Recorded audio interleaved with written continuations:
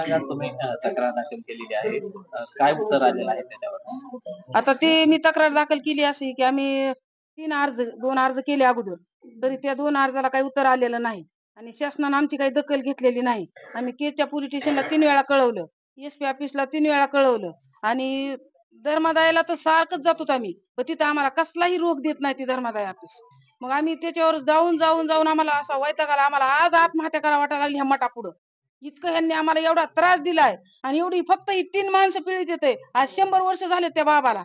100 वर्षाच्या बाबाला काहीच बोलता येत नाही. आमच्या ती म्हातारी सांभाळीत आम्ही. ह्याला बोलविता येगळा आहे आणि ह्यो बोलविता येगळा ह्या कुणी विचारायला पाहिजे? धर्मदायक ऑफिसने विचारायला पाहिजे की आमच्या गावातल्या माणसाला एकाला सुद्धा सांगू देत नाही, कळू देत नाही. त्यांचे दप्तर तिसरीकडे येतं. ह्यांच्या आता लय मला सांगायचं लय मोठ, पण त्यांनी काय केलंय, इथं एक ह्याचं काम आलतं बघा, 25 लाखाचे आता काम आलतं मागल्या महिन्यात. तीर्थक्षेत्राचं काम आलतं सप्त्याच्या टायमाला. इथं आम्हाला अक्षरशः आमच्या महिला अशा उघड्या आंघोळी करतात सप्त्यात. तिथं त्यांना दगडावर बसून आंघोळ करायला लागते म्हाताऱ्या माणसाली. जर भजनाला जायचं म्हणलं, एखाद्याला जर बाथरूम आली, संडास आली, तर त्यांना तसंच जायचं. गावठी आता पहिलं गेलं सगळं, दगडानं पुसून यायचं, मठात कीर्तन करायचं, भजन करायचं.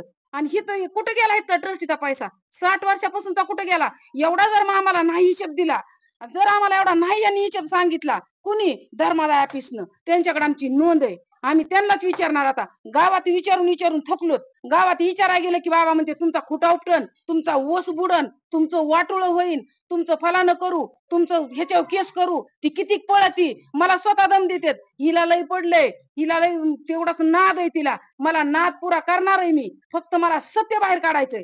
आणि जर सत्य बाहेर नाही काढलं या शासनानं, आणि शासनानं जर अशी गावाची पिळवणूक लावली आणि हिथं यांनी एक असं केलंय की ही यांच्याकडे नस दबली एक आमची, की हिथं आमचं 2 पार्टी गाव आहे आणि ह्यांच्याकडे एक नस आली की ही 2 पार्टी लगेच अशी भांडणं करतात. आम्ही दबत येत सगळी जिकडे तिकडे दबत येत आणि ह्यांनी त्याच्यात या दोघांच्या मध्ये ह्यांनी कुणीकडे जात इकडं.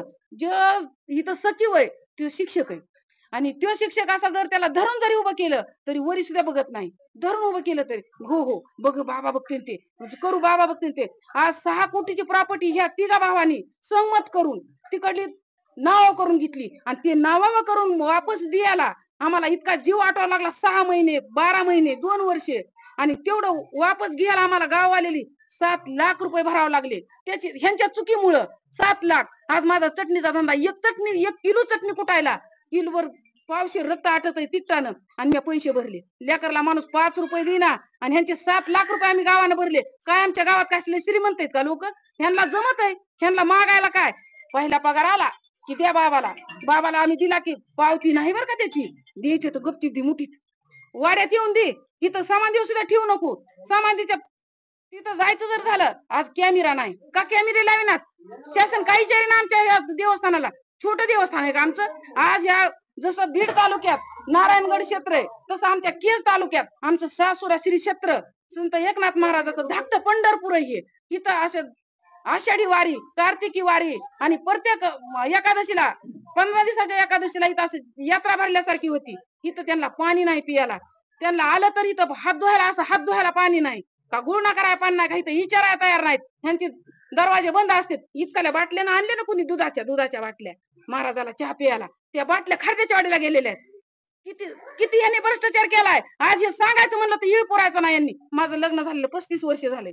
35 वर्षापासून मी सुसीते, पण मी आता सोसणार नाही. आता मी एवढे काय मला शासनाला कुठं मला मारायचं ती मारू द्या, पण मी मठाचा कारभार घेतल्याशिवाय, मठाचा हिशेब घेतल्याशिवाय, मठाचं सगळं मला दाखविल्याशिवाय मी ग बसणार नाही.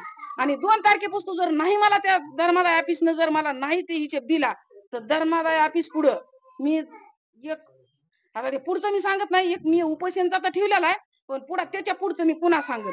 पण मला जर नाही धर्मादाय ऑफिसनं जर विचारलं तिथं बसल्यावर मग मी पुन्हा तिथून पुढं शासनानं जर आमची नाही दखल घेतली तर आमचं अख्खं गाव तिथं जाऊन धर्मादाय ऑफिस पुढे बसू. धर्मादाय ऑफिस पुढे नाही जमलं, डायरेक्ट आम्ही एसपी ऑफिस मध्ये घुसू.